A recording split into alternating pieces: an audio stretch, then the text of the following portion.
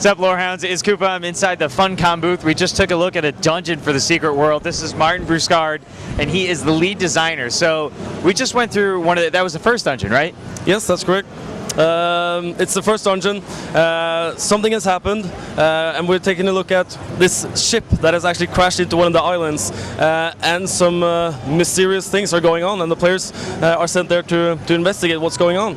So the big sell on this MMO is that all the story is based on real-world activities, myths, conspiracy theories, and all that. Yeah, the tagline is everything is true. Every single myth, every legend, every urban legend you heard of, everything is true. Werewolves are true, vampires are true, trolls are true, everything. And we take our little spin on it, because we found out if we just play on whatever the concepts that people think they know what a vampire is, but we just turn the knobs a little bit and tell them what they really are, and we found that universe to be so much more interesting than just making something completely random up. So the trailer we saw, there's three obvious factions: the Illuminati, Templars, and the Dragon. Are they at war with each other, or is it just like that's how they perceive the world? It's a very fine balance there. They have sort of a gentleman's agreement, because they all realize that the biggest threat right now is the rising tide of darkness, all these creatures that are popping up all around the world. So they can join together when they fight those monsters. They can actually team with each other and talk to each other and all that. But when it comes to the battle for world domination, it's gloves off, and then they engage in PvP, and then, yeah, all-out warfare. So one of the other key things that you guys kind of showed is you want players to think. It's not just trash mob, trash mob, trash mob. You fight mini bosses, and then you also have little codes and stuff throughout, like the dungeon we just saw. Is there any concern that some of that will be ruined by the internet, where people just, kind of go to Thoughtbot or something and check the answer? Well, we know that will happen. The thing is, we create these, they're called investigation missions. These puzzles inside the game, where you actually have to go outside the game to solve them. You have to Google stuff. There's metagame to puzzles, so you pretty much use that against them. Yes, but the thing is, we know that a lot of these answers will pop up on different websites.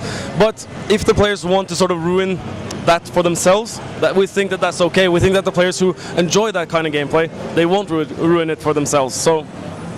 And one of the other things you guys showcased was the amazing amount of abilities you had, 500 abilities, and that's how you do your class. There's no class lock-in that you choose. You can just on-the-fly switch whenever you get the ability to do so. Yeah, I mean, there are no classes in the game, so it's all about what abilities you bring with you into battle and what type of gear you brought.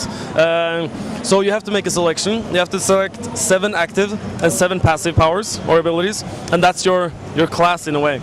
And they've all been designed to have different synergies with each other. So it's all about finding different types of weapons, because a player can wield 2 weapons at the same time, and finding these cool combos basically, and go and execute that, and just sort of, we always say, play the way you want to play and look the way you want to look, because clothing doesn't have stats either. So you can fight the hardest raid mob in the game with a tank top and hot pants if you want to do that. But we do have items that has stats. They're called chakras, more like soul implant kind of thing.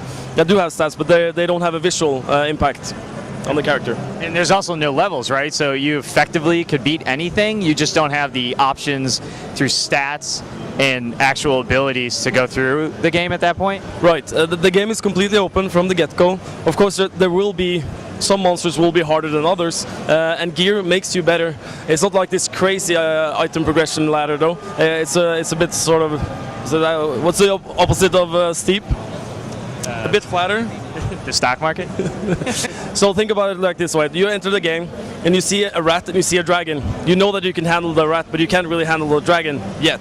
But you will eventually. But the world is open from the get-go to the player. You can go wherever you want. Fantastic. So has the business model been chosen yet? Is it subscription or free to play? It's a subscription. We will have an item shop, but it will be pure vanity items. And when's it coming out? It's coming out April 2012. And when are we getting beta access? Never. Public. We are in beta right now, but public beta signups start next week. Thanks so much. It looks great. Gamers, if you're in for a brain-teasing game, you should definitely check out The Secret World from Funcom. Thanks so much, Mark. Yeah. Thank you.